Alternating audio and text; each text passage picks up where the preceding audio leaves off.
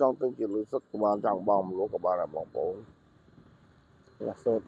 4ទៅមើលសូត្រ4ពូកវាគ្រឿងក្នុងប្រភេទ cherry វាប្រភេទក្រោច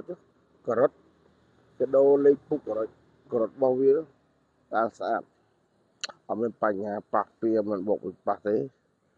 យើងចង់បងមលោកក៏បានទៅជាលុយសុទ្ធក៏បានដែរនេះ07បងប្អូន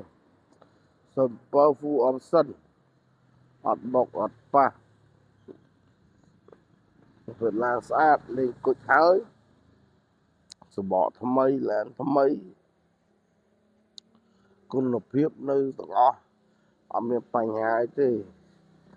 បងប្អូនចង់ទិញបងលោកក៏បានចង់ទិញជាលុយសុទ្ធប្រភេទពណ៌ទឹកប្រាក់